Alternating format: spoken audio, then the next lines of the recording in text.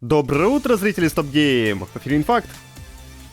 Про отзывы журналистов об Avowed вам рассказывал Илья в прошлом инфакте. Теперь же можно почитать, что пишут сами игроки. Спасибо дядюшке Гейбу за функцию отзывов в Steam, ведь именно благодаря ему мы можем 2 раза рассказать об отзывах к одной и той же игре. Ой, это не надо было читать. Рецензии гласят, что Avowed смогла приятно удивить геймеров. На момент подготовки выпуска игра имеет больше 1700 отзывов, и среди них аж 80% положительных. Пока свои мнения могут озвучить только те, кто купил премиум издание с ранним доступом, если что. Пишут, что Avowed, или Avowed, если вы уже 3-й раз триггернулись на прочтение этого названия, является добротным ролевым экшеном, который приятно проходить, несмотря на отсутствие по-настоящему уникальных элементов. Из плюсов особенно отмечают вертикальность локаций и бесклассовую ролевую систему с возможностью комбинирования способностей. Среди минусов — малая интерактивность с объектами, местами проблемы с оптимизацией и слабая постановка. 18 февраля, то есть уже завтра, в игру пустят и владельцев обычной версии на ПК и Xbox. Подписчикам Game Pass тоже дадут доступ, как всегда у Microsoft. Ubisoft уже сколько раз перенесла нового Ассасина?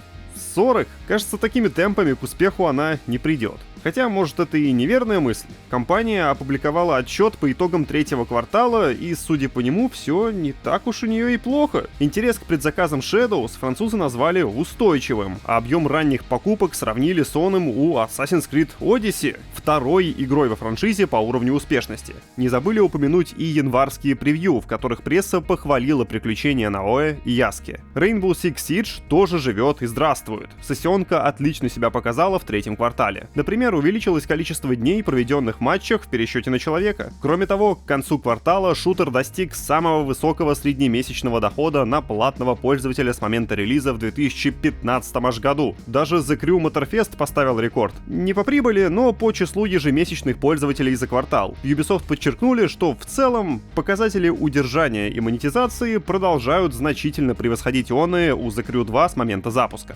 Некоторые другие циферки можете изучить в нашей заметке на сайте, ссылку в описании оставил. Но в целом там все ожидаемо. Денег зарабатывают вот в целом всей конторой немного, а расходы пытаются сокращать.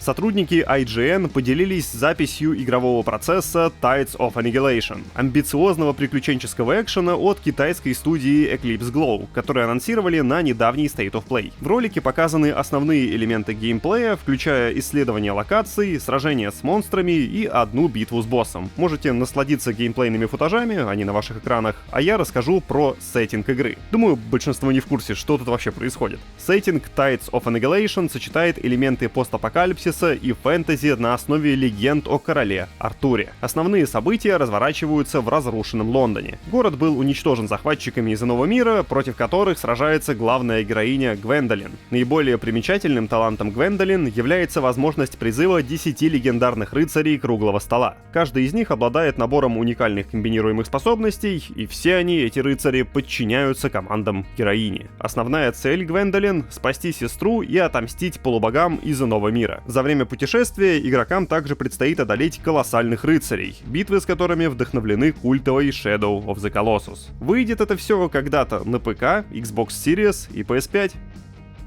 А как там поживает Epic Games Store? В него же столько денег было вбухано, и до сих пор вбухивается, и ради чего? Ну и вот, Epic Games рассказала, чего же она добилась за 2024 год со своей ответкой Steam. Магазином воспользовалось более 295 миллионов человек, а в день туда заходит обычно 32 миллиона. Бабок все эти пользователи оставили тоже немало, больше миллиарда баксов. Из них 255 миллионов ушло на игры от сторонних авторов. Рассказали ребята и о планах на 2025. Собираются допилить мобильное приложение и добавить туда инструменты для самостоятельной публикации проектов. Дадут возможность дарить штуки, обновят интерфейс, еще всякое по мелочи сделают и, главное, реализуют предзагрузку. Ну вау, это магазин будущего, не иначе.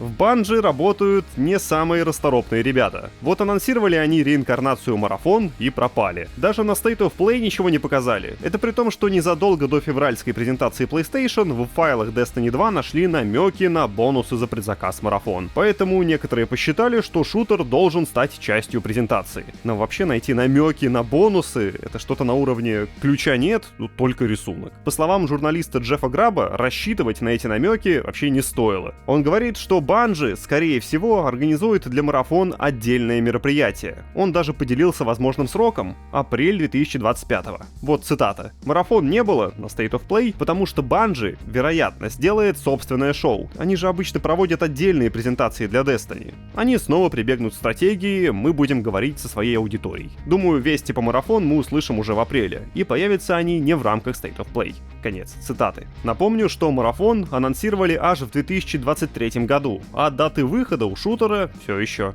нет.